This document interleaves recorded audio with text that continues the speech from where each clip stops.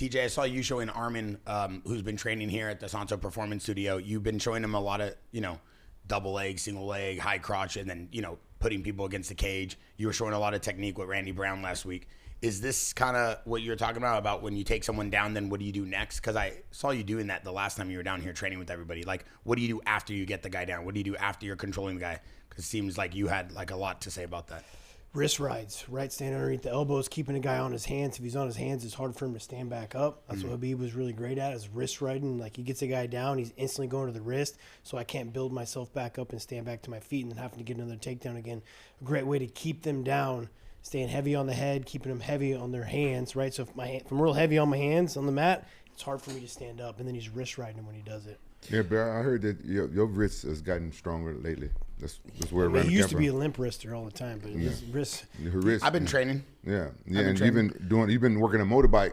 I think you've been on those bikes and stuff. I think me and you had the strongest grip strength in the whole place. Oh yeah, we did though. Real talk. Rampage showed up. Yeah, Rampage did show. Hey, how are you so strong? Natural. You beat Khalil Roundtree strength. I told you, I'm trying to tell you, I'm stronger than Roundtree. So now, just so we can all make this very clear, because this has been a debate for a year, Rampage Jaxxon is officially stronger than Khalil Roundtree. And I love Khalil Roundtree, but it's official. We have the proof. We've seen who has a deeper and more intense strength. Yeah, I've said it. I've been saying it. I'm stronger than because, strength is mental. When I was wrestling in college, this kid, he was wrestling like an X-Man. He wrestled like 147, is that a weight class, something like that? In 2000. College? Yeah.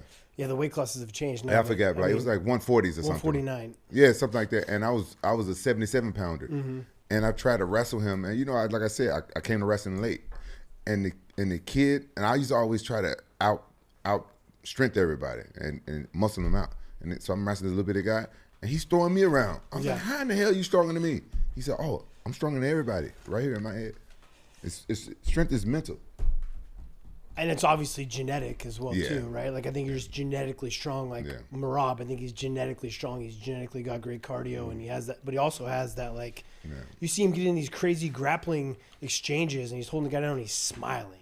It's like, bro, you know how tired that makes you? But he didn't even give a shit. Yeah, he's something different.